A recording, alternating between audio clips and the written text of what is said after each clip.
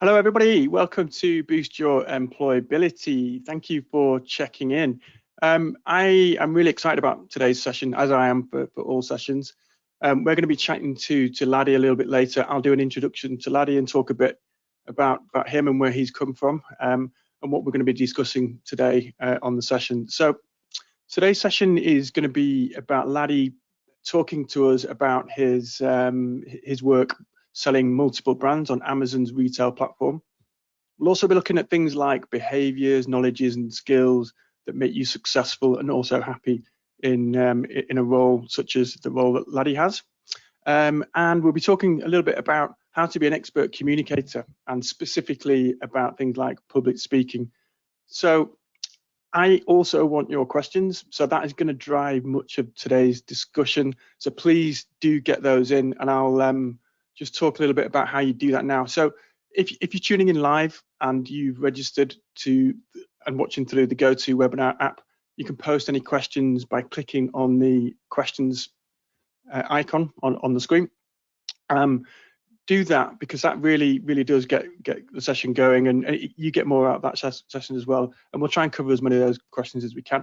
The session's recorded, but don't worry, your questions will remain anonymous. But by recording the session, it means you can watch it again on demand. And if that's the case, then you will find that on the Marketing Club webpage on CIM webpage, also on the CIM YouTube channel. And that should be ready in about a week's time from today. If you want to talk about what we're doing and the session that you're in, and shout about us on socials, then please do. If you do that, please use the hashtag CIM events. Now, as you can see, today's session is part of Marketing Club. So Marketing Club, for those of you that haven't checked into that before, is designed to prepare people in a career and life in marketing. And you could be a student, you could be a career changer, or you could just be curious about marketing, and that's great. You know, we welcome anybody into these sessions. If you want to hear a little bit more about what we do, you can actually register to Marketing Club, and that means that you'll get future updates on anything that might be of interest to you, and that includes the session today. So if you've enjoyed today's session, we can give you more information about relevant webinars like this. You'll also be kept up to date with the latest trends, innovations, and concepts in marketing, and particularly across the marketing industry. And you can sign up to Marketing Club free of charge, and we won't bombard you. And you do that by using the QR code, which you will see on the right-hand bottom side of the screen now. If you don't manage to grab that now, don't worry about it. We'll pop that up again towards the end of this session. So about today's guest, so Ladi is taken an unconventional route, I would say, into professional marketing, and that's really interesting. And we can touch on a little bit of that as we get chatting to him. He studied aeronautical engineering initially, and then he moved into doing a business administration and management masters in 2015, and then in 2020 he received a PhD in marketing and consumer culture. So you can see that he's kind of transitioned into marketing gradually, and I find that fascinating. And at CIM, we're seeing more and more people moving from different subject areas or different career areas and seeing marketing as being a real attractive career option for them. He also has a day job, so what pays the bills, which is basically his digital advertising manager role at Minster FB.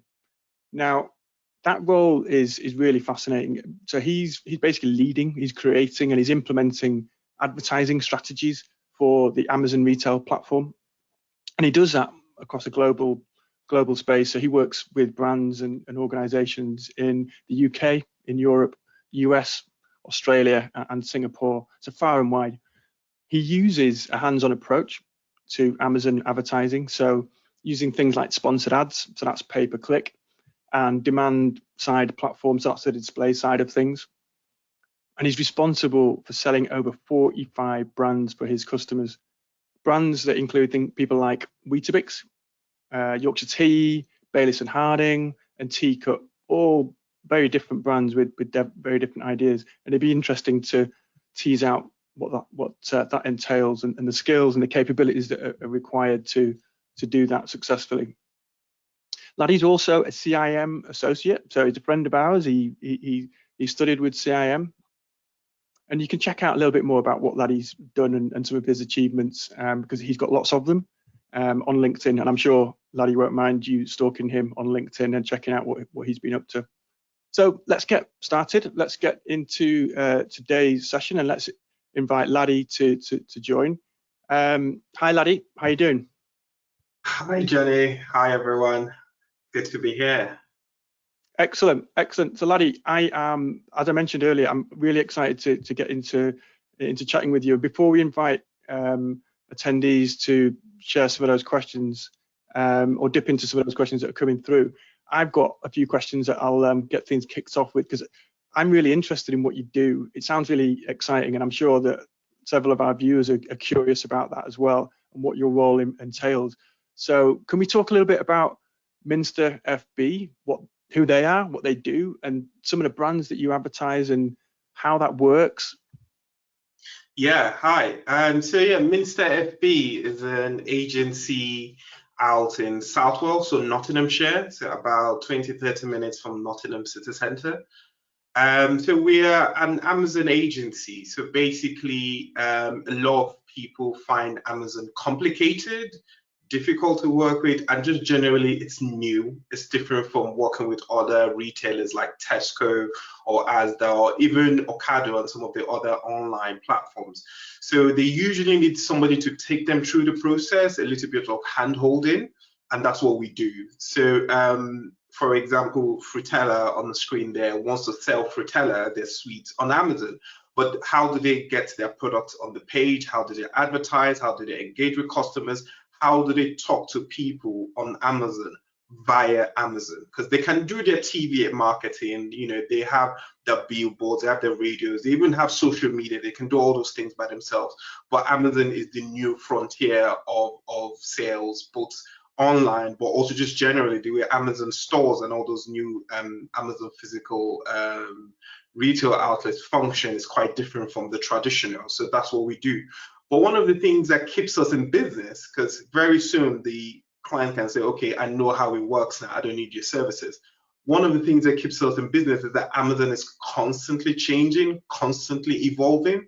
So the way Amazon functioned last year is relatively different from the way they're functioning this year. And we know for a fact it will be different next year. So we are also constantly upscaling and reinventing how we engage with Amazon for our clients. So that's one of the things I think the MD says makes us sticky. We try to be sticky with our clients. We're not just, you know, representing them on Amazon. We're, you know, trying to get them to be, you know, more profitable, more visible, and just have a better experience on the platform for our clients. Brilliant. I knew it'd be exciting. It sounds complicated, and you talked about that constant upskilling need, and I suppose keeping abreast of changes that are probably out of your hands and market and industry shifts. So if what does somebody need to be good at if they work for Minster, and particularly in your role? I know you've got several advertising execs that work with you. So what would they need to be good at? What kind of skills and capabilities would they need? Yeah, so we can list all the skills, but when we're looking at potential candidates, for example, we tend to look more for specific attitudes, and the two we always focus on is curiosity and analytical mindset. So with curiosity, we're looking for somebody, we vibe with people who are constantly asking why, because that's the only way to survive on Amazon. You can't just take things as face value. You always need to have that propensity to ask why. Why does this button work this way? Why does this happen that way? What would happen if I do this thing? You know, that constant curious, that thirst, that, you know, drive to always know, to always learn. And like I said, you know, back to the upskilling thing, that is part and parcel of working with Amazon. And then the analytical mindset is now more specific to advertising on Amazon.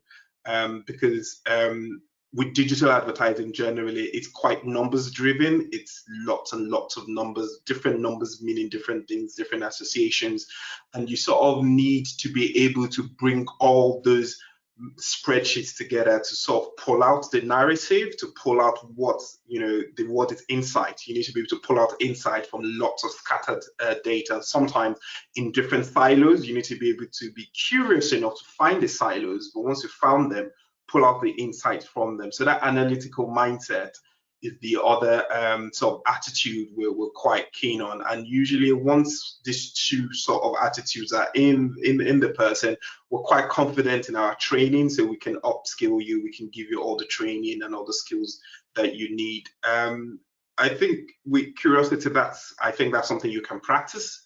That's something, people can over time, just keep asking why for any question. And over time, you just find yourself, whenever you encounter a new environment, you can easily ask why without feeling awkward or without feeling shy.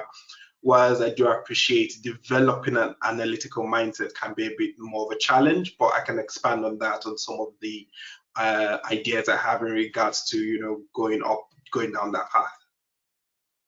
Okay, so those analytical skills and that curiosity, is that something that you have or you look for in somebody as they're walking through the door, or is it something that they can learn whilst they're in the job? Because a lot of the people that might be tuning in today have not worked in marketing before. They may be students, or they may be just curious about marketing. Yeah, so with curiosity, when they walk into the door and we don't get that they're curious, we don't get the vibe that, okay, this is somebody who's naturally curious, we then have to then ask the question, is this something they can develop? And 9 out of 10, yes, you can develop that. It's just me asking you, do you know why? And you go, no. And then I go, ask me why then, ask, and then over time you just become a habit. But like I said, the analytical mindset is a bit more challenging, but what I can say is that, the more comfortable you are with numbers, so whether it's taking online courses or, just taking some of the, especially for students, there might be some statistical classes or whatever they have available to them, just being able to sit more comfortable with numbers over time, that propensity to draw out insights can be developed. But I do appreciate that takes a little more effort, because not everybody feels comfortable when they say a spreadsheet filled with different numbers on there. But again, with practice, the more you can be able to look at those numbers and go, this is what's happening. Over time, you can develop that as well. But yeah, it's both of them, I think, are learnable. There's nothing that can be learned, but obviously different people have natural propensities. Understood. Okay, so it's about kind of continuing to learn and professional development and being flexible as well. Yeah. Okay, great. You are a self-professed good public speaker. Yep. It's kind of plastered all over your LinkedIn profile, and why not? We're guilty of saying what we're good at. That's what LinkedIn's for. What is it that is important about public speaking for you? Mm-hmm. I think, first of all, I was a lecturer. I've done it full time and I did it part time for the last 2 years. So, you can't be a lecturer without, well, you can be, but to be a good lecturer, you need to be good at public speaking. So that was sort of the beginning of that journey.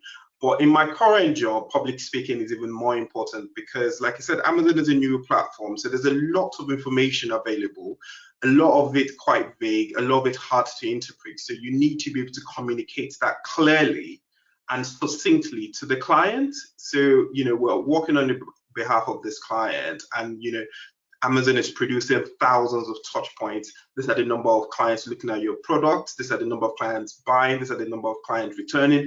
How can we bring all of that together? So you have the analytical mindset to pull out the insight, but can you communicate it to the client?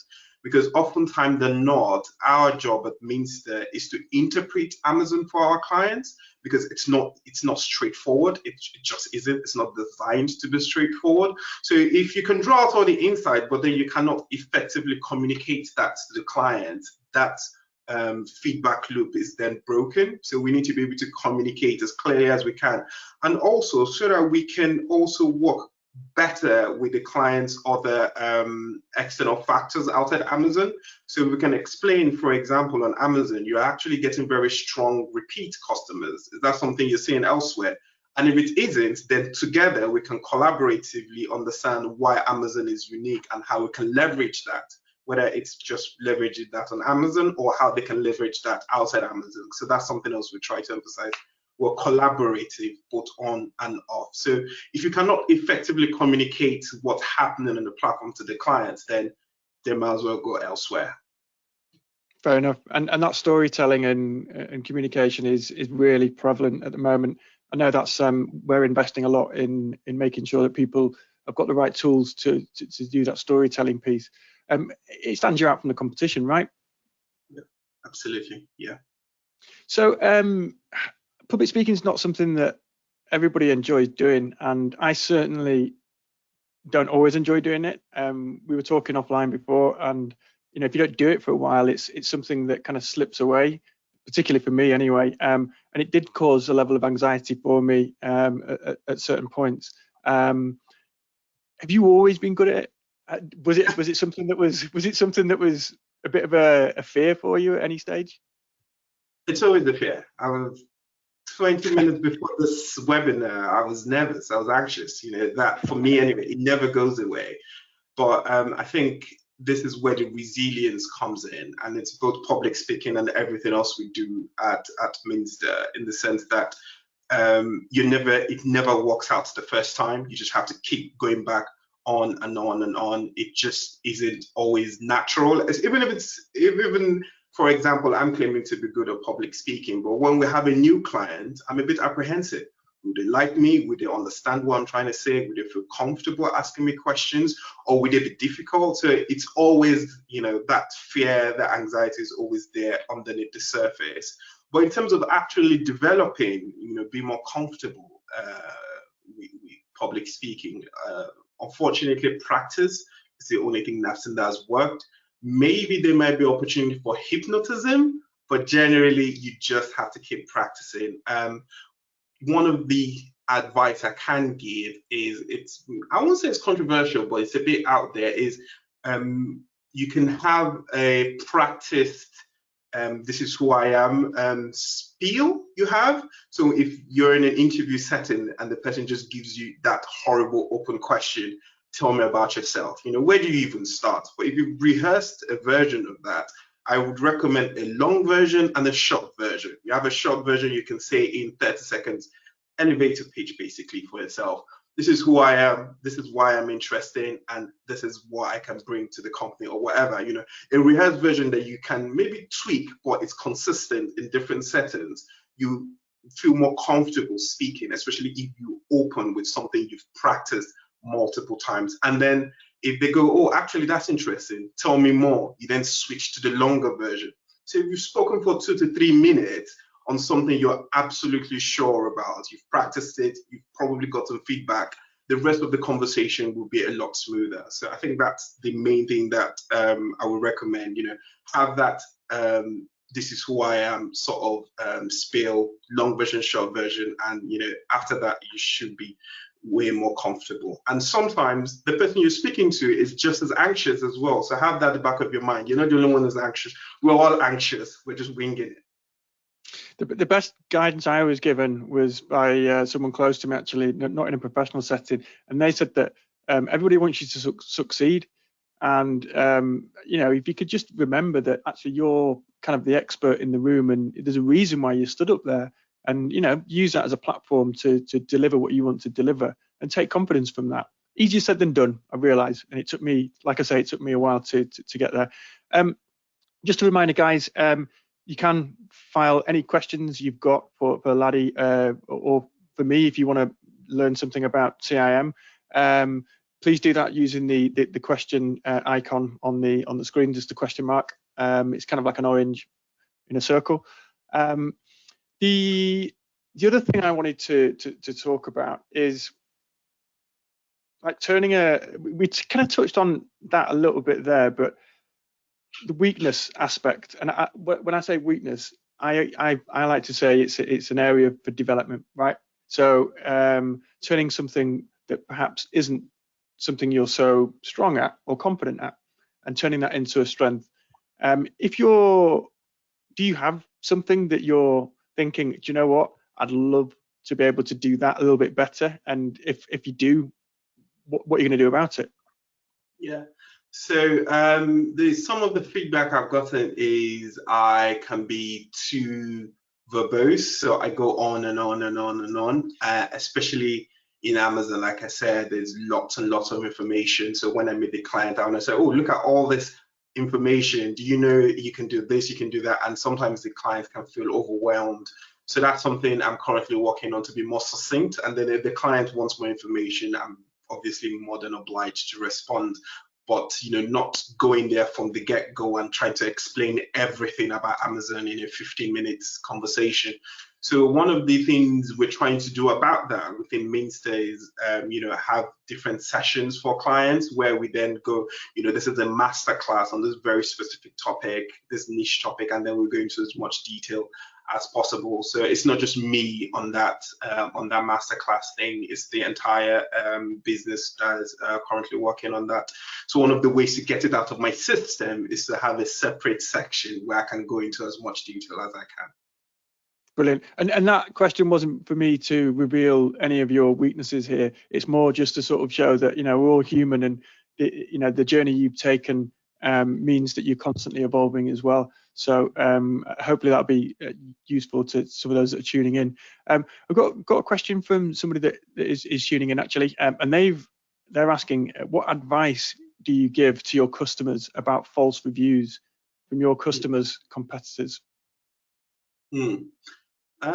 False reviews is very, very tricky on Amazon, and then we even need to understand what we need to define false reviews. So because the way the Amazon platform works, you can leave a review without even buying something, but that review has less weight than somebody who's a verified customer. So if a competitor comes and puts a negative review on our product saying this is a horrible product, so it's quite challenging, but what we can do is we can just flag it. If we think if it's not true, we can flag it and raise a concern with Amazon and go, we don't think this review is truthful. Do you want to look into it? And more often than not, if it is, if it's not genuine, Amazon does take it down. But if it's a case where it's a generally disgruntled customer, or Amazon doesn't feel that it's a false review, what we then focus on is generating positive reviews, because that's usually the solution of that, rather than getting on the defense and taking that down. We just go, let's focus on getting more reviews, and the simplest way of getting more reviews on Amazon is getting more sales. The more sales you get, the more positive reviews you get, and that's more or less how we're geared anyway. So is it fair to say then that is more of a medium to longer term strategy opposed to being knee-jerk to something negative? Sorry, could you rephrase that? Yeah, so is that approach more about your campaign, your strategy with that customer to deliver something over a longer, deliver success for them over a medium term duration, rather than just dealing with one knee-jerk reaction? You wouldn't respond quickly like that. You would stick to your campaign. Yeah, we'll stick to the campaign, but like I said, the knee-jerk would be to report the review to Amazon for investigation. So that'll be the first reaction, and then usually 72 hours they'll get back to us if they will take it down or not, and that's usually the solution. We're going to leave it on, or we're going to take it down. There's no in between. And if they don't take it down, we'll just continue what we're doing, which is generating sales. Okay, brilliant. Thank you. So we're getting a few more questions through now, which is great. Thank you. Keep those coming through. What was your light bulb moment that caused you to shift into marketing? That was something I was going to ask you myself, actually. And are you satisfied with your choice today? Oh, yeah, very. So I'll answer the last question first. Yeah, very satisfied. Amazon, because I have a relatively short attention span, Amazon is the perfect system for that, because everything is new every day. So that's great for me. But light bulb moment, I don't think there was an explicit light bulb moment. It was more of a shift. So after I finished my engineering degree, I didn't enjoy it. The last year was the most difficult. I was very close to dropping out, but for multiple reasons, I just persisted. So by the time I finished, I then decided to be a photographer. So that's, as far as engineering, you can go straight into creative and art. But whilst I was a photographer, I got into product photography, and then I really enjoyed. So I first started with portraits, taking pictures of people, and I was interested, but actually taking pictures of objects for some reason just appealed to me more. But then I realized after I took the picture, it was completely out of my control how the picture was used. And that's when I started reading into marketing, like why are they using my picture this way rather than that way? And I had opinions, but I couldn't articulate it properly because I didn't have the marketing language. I didn't understand marketing full stop. So that's when I started reading about it, and then went on to do the master's degree in business with my dissertation was in marketing. So it wasn't a specific moment. It was just a slow, gradual movement in that direction. Yeah, and just to add to that, I would say that it's really important that if you are thinking about a career in marketing or another industry, try and identify who you are a little bit and understand what might make you happy and the type of environment you might want to work in, and do that discovery piece early on.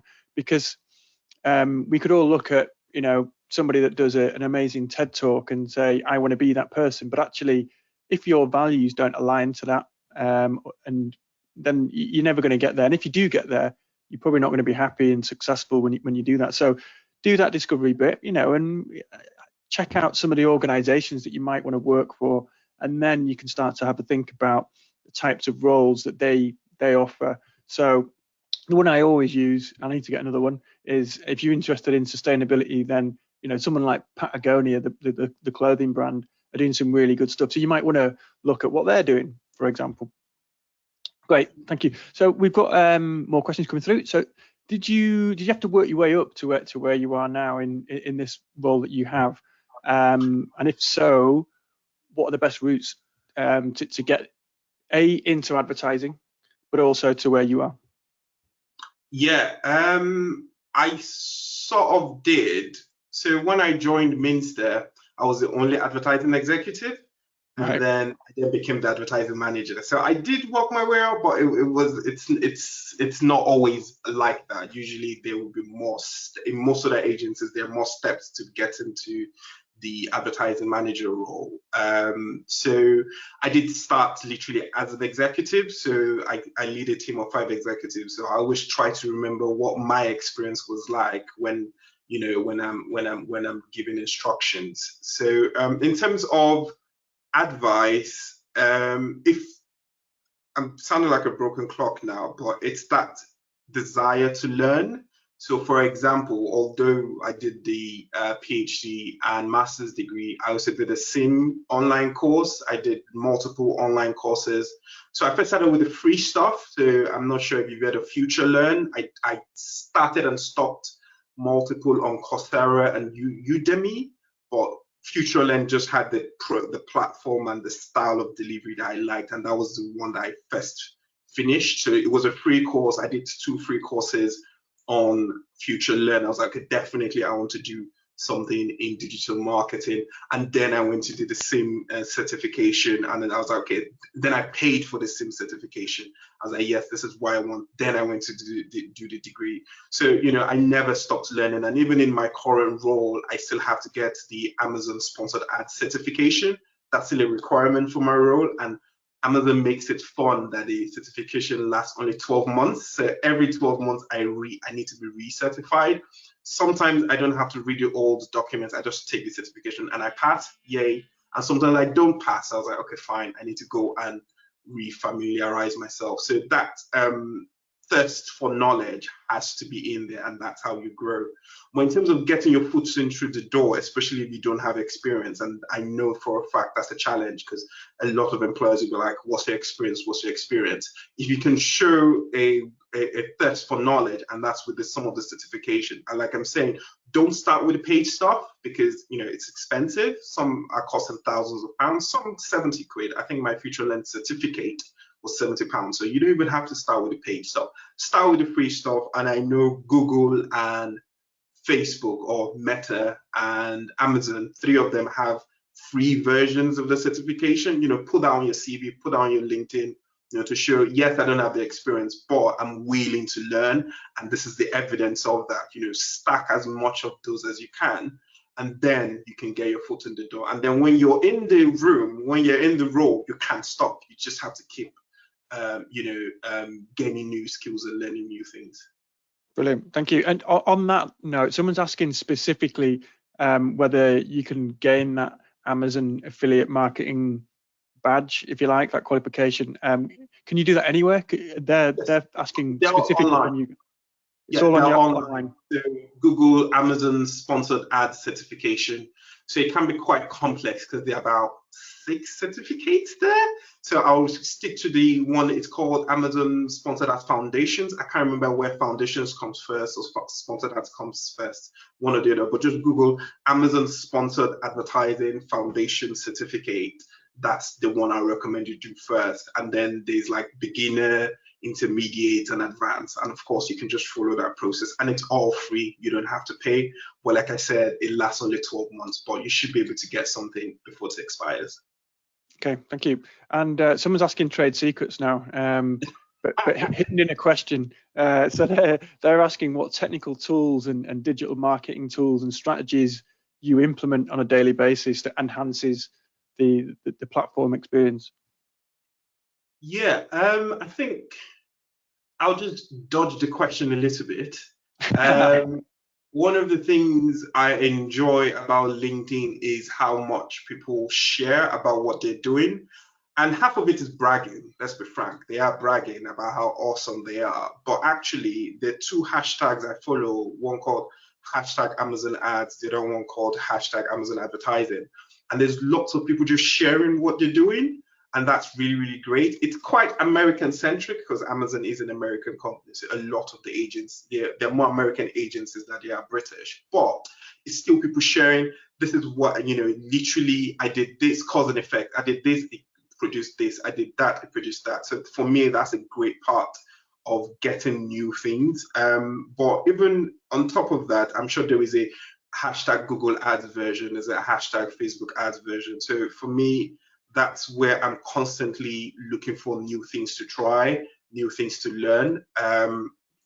But in terms of my daily, okay, what am I actually implementing? It's collaborative. There isn't a specific tactic that I use that I shot to work. So I have the advertising executive who run the ads day to day. I have my marketing director who I report to, and I have the account management team who I speak to. I have the client who I'm speaking to. So there's never one tactic that definitely this always works. It's okay, what are the different sort of circumstances, what are the different factors, and how can we maneuver within and outside? Sometimes is there enough budget? Do we have enough stock? Things like that. And then finally, there are third-party tools that we use, but if you're not in the role, it's prohibitively expensive. That I wouldn't recommend. But there are also some third-party tools that we use to help us, automate some of the actions, and that's a completely different conversation. Okay, thank you. Well dodged.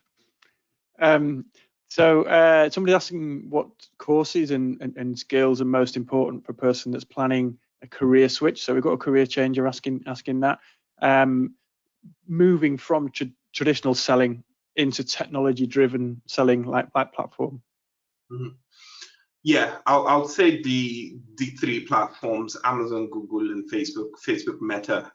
Those 3 are their courses. So again, all of them have their beginner courses, intermediate courses, and advanced courses. And generally, they tend to be way more Google Ads jobs because it's the biggest in terms of advertising. So if you want to increase your chances of getting an digital advertising roles, then yeah, go for Google Ads, followed by Facebook. While Amazon is a bit more niche, but it's also growing. So I think those courses will be the best place to start. And most importantly, they're free and you can do it online. I think that's where I would start. But on top of that, because it's quite data driven, I would also recommend anything to do with Excel.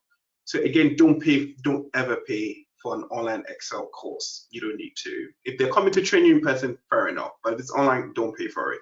But if you can find any Excel courses, whether it's just for the certification to put on your CV or more importantly for the knowledge, we don't always use Excel, but a lot of the logic of if or, filtering data, finding commonalities, and all those different Excel formulas. We'll replicate them in their own internal database too. But Excel is the best sort of foundation for being comfortable with data analytics or data analysis, basically. So if there's any Excel course you feel happy to jump on, whether it's a 3-week course, 1 week, 1 month, whatever, it's just Excel YouTube videos. The only thing I'm apprehensive with Excel YouTube videos is that if you're not doing it, you might as well just be watching telly. If you're just watching people do Excel and you're not doing it yourself, then I doubt you're going to remember. But again, YouTube too is also there. But Excel will be another supplement I'll highly recommend. And then you then have more advanced tools like SPSS, Tableau, way more advanced Python and all that crazy stuff. You don't need to, but if you do Excel and go, actually, I really like this, what's next after Excel? Then definitely Tableau, Power BI, Python will be the next step. Amazing that you blended the two kind of old school worlds with all the new funky tech as well. And Excel doesn't go away, it's fit for purpose, isn't it? So we've got an undergrad who's asking, probably on behalf of all undergrads really who are moving into marketing, or at least looking to get into marketing, who have got no experience in marketing. I'm talking professionally here. What steps can they take at the moment to increase their chances of success in industry? And I'm going to sort of add to that. I think that's probably success in terms of when they get into the role, but I'm guessing there needs to be a step before that, which is how do you make that leap? Yeah, it depends on your course. If you're an undergrad, so if there are any courses that lend themselves, so different undergrad courses give you options. Some undergrad courses you don't get an option. You just start on the business management course, and that's it. You just have to take all the courses that are offered to you. But if you are in one of the courses where you have options of different modules, absolutely pick the ones that lend themselves towards digital marketing. And then for your final year dissertation, if you can get as close as possible to digital marketing, so for example, you might be doing a psychology degree or a sociology degree, okay, how can you focus slightly more on consumer behavior, online purchase behaviors, how can you, sort of bend things a little bit to your advantage? We've already spoken about public speaking, if there's any opportunity for presentations, any opportunities for giving feedback, jump on it. If you're in a group of 5 and only one person needs to present, absolutely you want to be that person. You want to get as much practice as you can. But also, if you're the one presenting, you would also get feedback. And hopefully most lecturers are kind. They will give you feedback to help support that process. And I've mentioned courses too many times, but that's also there. And it's never too late to start applying. You can look at placement years. One of the advertising executives we have is with us for a year placement as well. So again, depends on university. So some universities don't let you switch, some let you switch. So if you're in your second year, if it's possible within your university, see if you can switch to a placement year course. And then a lot of agencies are more willing to take the risk on the placement year student rather than you've graduated with 0 experience. And if you can't switch, that's still fine. But then don't wait till you're ready to work before you start applying for roles. I would recommend start 3 to 6 months ahead, get into the application. And that's because you can start practicing interview techniques. You can read all the interview techniques as much as possible, but until you're on that hot seat, your first interview, you'll most likely not do well. That's natural. Your first job interview will not go great.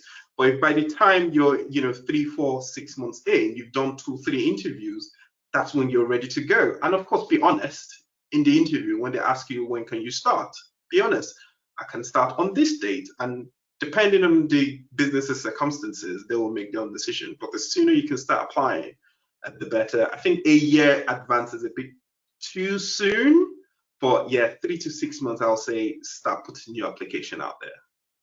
Thank you. Good answer.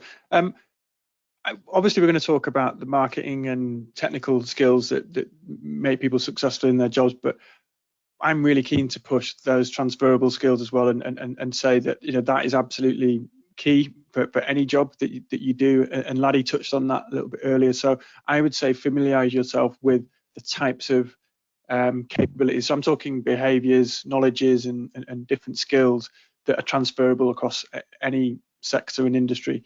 And that will give you the tools to move into different space, and you can always learn the technicalities along the way. Another thing that CIM does that supports undergrads is we run something called the pitch competition, which is open to second and third year undergrads currently. We're looking to expand that eventually. And that competition is designed to give people the opportunity to work on a marketing challenge, a real challenge, where they work in teams of 2 or 3. And it's that work experience that will help you understand what a real organization that you potentially would go and work for would give you. So if you're interested in gaining experience in that way, the pitch competition is actually open now and live. Check out on CIM webpage for that, and that's free. I'm not going to be flogging anything today. So next question, how effectively is advertising used to promote mobile app businesses, and what strategies are you applying to that? So they want to sell their application using digital advertising. Yeah, it is. It's probably the most effective, really. I'm sure you've seen ads.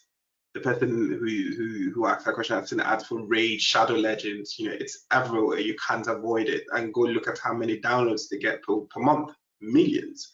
So you still have to be clever about it, especially if you don't have Raid's budget. You know, you still have to be quite clever in terms of you're selecting your targets, who's most likely to convert and other things. But that's probably the most effective way of getting people to download, because if you're using traditional advertising, for example, if they see the ad for this app, they then have to go search for it on Google or Apple. Apple Store, App Store, yes, Google Store, App Store.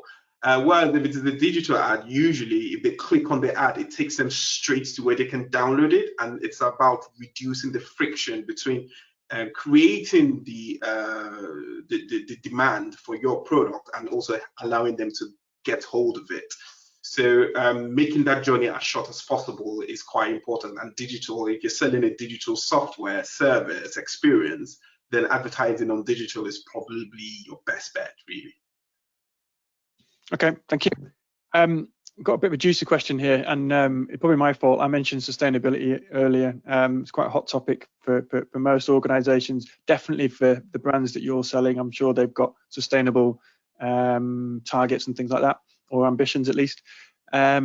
So working with Amazon, did they highlight the net effect of reducing emissions using deliveries? Is that something that is comes into play in your role, specifically around counter negatives on the sort of the pressure and the impacts on high street and local shopping and that kind of thing? So the two separate questions. So there's the sustainability, just for long and short carbon footprint. So that's one conversation there.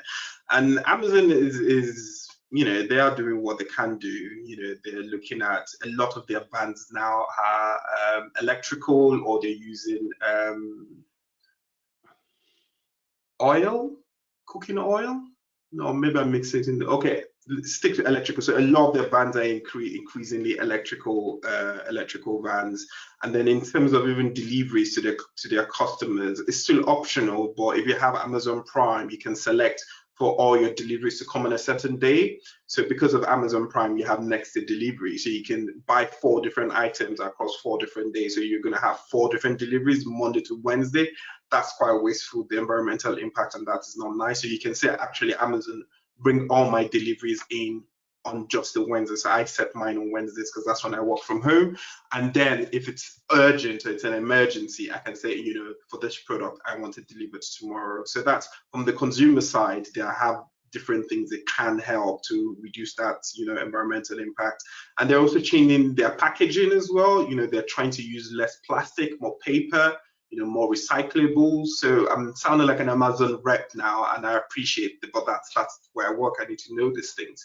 So the environmental impact is large, and Amazon is trying to reduce that. But then what we then do for our clients is something we call SIOC, which is short for shipped in own packaging. So we encourage our clients to deliver their product into Amazon warehouse, where Amazon doesn't have to wrap it, Amazon doesn't have to put it in a package. So one, that saves Amazon time and materials, because it's somebody's job to do that. That person gets paid, and also the paper they're using to wrap it as well, they get to save that. So, and also the client as well can, you know, add that to their sustainability credentials, that they are not shipping. There's something, or there's a phrase we use, they're not shipping air, because usually Amazon has standard boxes. So unless your product is perfectly to that shape, you will be shipping a little bit of air. But if you can send your product without packaging, you don't have to ship air. So there's lots of different things we are doing in terms of encouraging our clients to be more sustainable. And then within Minster itself, we are looking at our own footprint as well. So in terms of electricity, who are we buying our electricity from? You know, things like car sharing, recycling. You know, so even as a business itself, we're also trying to reduce our footprint. So that's the first half of the question. The second half is more political in terms of the impact of digital on high street. And I don't want to stray too far down that road because my political opinions will come out. But I think that's something that needs to go beyond just the business. There needs to be a bigger conversation between city councils, you know, state government. So I'm not just talking about the British government, I'm talking about all the different governments that digital businesses thrive in. So not just Amazon, the city councils, the state governments, the businesses themselves, and how they can work more collaboratively. Because I love my high street. High street is not just about buying stuff, it's also a third space. It's a place where, you know, you've been indoors all day, you want to go somewhere, you want to see people, you want to smile to people, you want to have chance encounters, you want to talk. You know, Tinder is great, Instagram is great, TikTok is great, but sometimes that human connection is needed, and high street plays a big important role in that. But in terms of the relationship Amazon has with that high street, I think that's a bigger political conversation. Yeah, and the future of the high street is, as you touched on, is a real big challenge. People have predicted that most people will live out of cities and only travel into city to work or to shop, but they got that wrong. More people are moving to the city and want to be in that space. So it's really difficult to plan from an infrastructure point of view, because we can't predict the movement of people. I would also say that, and something you touched on there, green space and using your cities in a different way is probably where it needs to be. You know, the cities really is a microcosm of people that learn, work, you know, travel to and use it for tourism as well. It's not just a high street. So maybe the high streets and some of these brands need to think about what their role is in some of that, and culturally as well. So somebody, you don't work for Amazon, but obviously Amazon is a big part of what you do, but somebody's asking you if there's anything that continues to surprise you in a positive way about working with Amazon. Yeah, I think it's the advertising side, which I spend my day to day with. The Amazon advertising today is way more sophisticated than the Amazon advertising that I started with when I was an exec, like my day one. So I'll just nerd out a little bit. So before, we had sponsored product, sponsored brand, and sponsored display, and all the three different advertising tools on Amazon more or less did the same thing with very simple differences, but it was just more blurring of boundaries. So they did the same thing and we used all three. But today, each one is actually very distinct, and you have to think carefully in terms of how you deploy them. So that's one, in terms of it's just getting more sophisticated, and that gets me positively excited. But then there's also another thing called DSP, which is the display side of advertising. Usually Amazon's, a lot of the clients we deal with focus more on the search side. But what we're now seeing is a blurring between the two. So display advertising is looking more and more like search, and search advertising is looking more and more like display. So it means that we can bring those two arms of Amazon advertising a lot closer. And from what I've seen, that's only going to accelerate. So for example, video ads on Amazon didn't exist 2 years ago. Now video ads is about to become a staple on Amazon advertising, and that would only just get more and more interesting. So when you see a video ad on Amazon, you heard it here first. Thank you. Linking into my world a little bit, the CIM qualification that you got, the accreditation that you have with us, is that important for undergraduates? That's a tricky one because I got mine after, so I'm not. It's tricky because I got that during my master's, so I'm not sure how relevant that would have been for me during my undergrad, and I did an engineering undergrad, so it's quite difficult for me to answer. But I would say it's a positive, especially when I'm speaking to especially when I'm speaking to marketers on the client side who come from the traditional path. They're new to digital, so having that same qualification at least gives me the language to communicate with them a little bit better. But in terms of its specific use for undergrads, I can't really speak on that. Yeah, that was a little bit unfair of me to ask you that. I'll try and pick up a bit of that question. So we know from talking to our members and recruitment organizations that CIM qualifications is the most looked after qualification most looks at qualification after an undergraduate degree. So employers, if I'll give you an example, if they're shortlisting and they've got a bunch of CVs, they're more likely to recruit or interview those that have got CIM qualification. It shows that additional learning, and it shows that they've got that understanding of the skills and the knowledges and the competencies to be successful in the profession. I think it's something like 60% of people who have done a CIM qualification in the first year go on to either get a pay rise or a promotion or something like that as well. So it's instilling a bit of confidence to people too. I said I wouldn't flog anything, but couldn't help it. Someone asked a question. I've got to answer it. Cool. So what about the opportunities for digital advertisers across the UK? I don't know whether you have any views on what the size and the scale of the market is. Oh, it's massive. It's massive. I have a deck I presented to students about the size of digital advertising. So in terms of cash value, in terms of people spending on advertising, I believe we've crossed over to digital advertising having higher spend than traditional advertising. When I say traditional, that's everything: telly, billboards, out of, I don't know what you call them, where the bus stop signs, everything is the pound value is lesser when compared to digital. So in terms of the industry itself, is absolutely massive, it's gargantuan.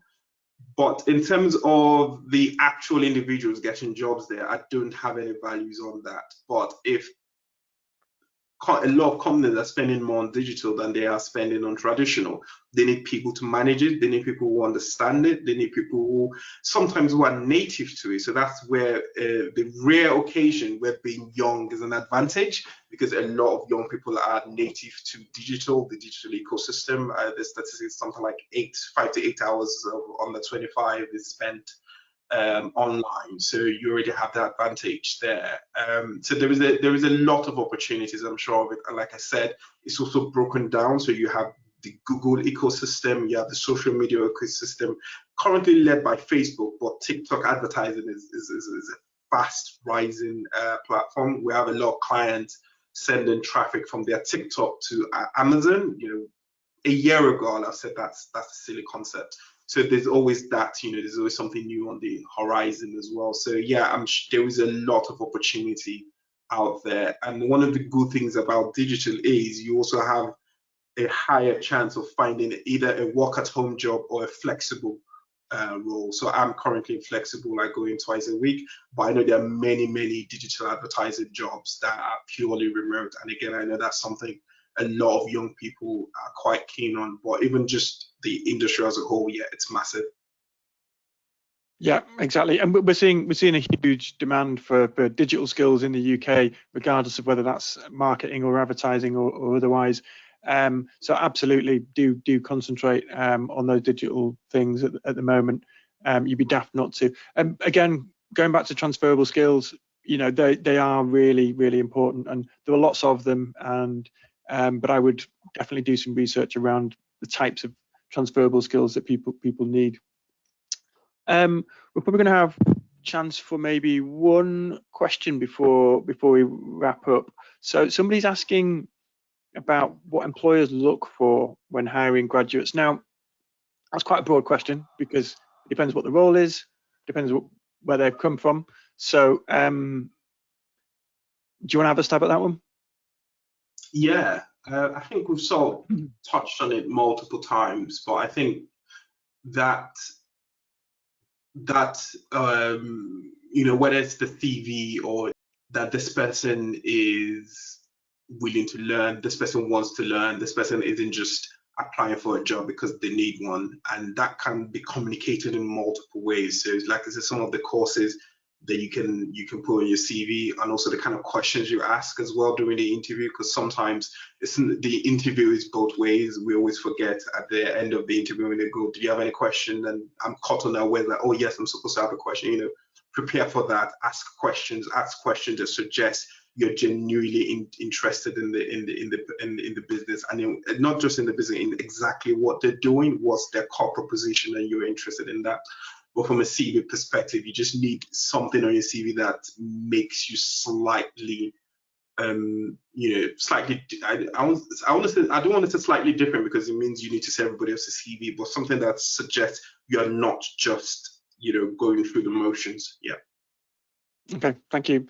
We've got a few questions. I said that was probably the last question, but I'll try and combine a set of questions into one here. People are asking about getting a CIM qualification, whether that be level 6, level 7, level 4, or level 3, and doing that in addition to a marketing degree. Now, I would say that, and Ladi, you may have a different opinion on this, so feel free to jump in. I would say that it's additionality.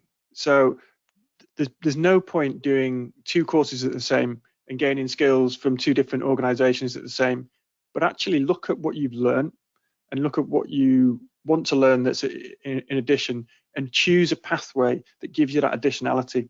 And again, that goes back to understanding who you are, what you're good at, and where your development needs are. Do that bit, but also look at, you know, what kind of role are you going to go for? If you're going to go for a role that actually means that there's something that's missing, have a look at the qualifications that can give you that additionality. And that, I would say that would make you more rounded and definitely make you more competitive in the industry. So I'm going to close questions there. Sadly, I hate doing that when the questions are still coming through, but I just wanted to touch on a few sort of up and coming things. Bear with me. So so if you've enjoyed this session, we've got future sessions. So we've run about 10 webinars a year. We've run about 4 Boost Your Employability sessions a year, academic year traditionally. The next sessions, which you can see on screen now, we've got one with Daniel Rouse on the 26th of October, and that's going to be about latest trends in digital marketing. He did that last year and he did that year before. That was really successful, so we're continuing to do that. It's constantly evolving. Check that out.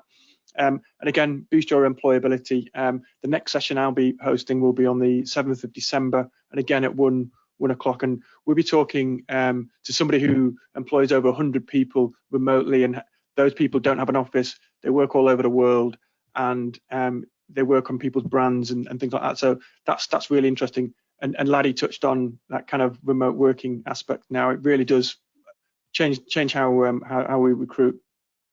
And if you want to check some of those things out, you can absolutely go onto CIM webpage and basically search for events. In there, we have a list of events that are coming up. You can search for specific things, or you can search by date in there as well.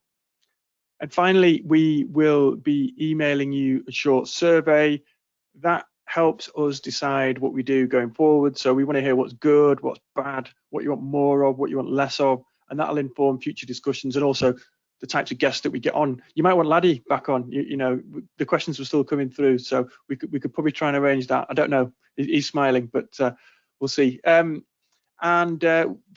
survey it's really short. It's anonymous, so please get that done. So finally, I would like to say thank you very much to Ladi. Thanks to everybody that tuned in. I love that discussion. I wish we had a bit more time, and I look forward to seeing everybody hopefully on a future webinar. Have a great day. Cheers. Bye.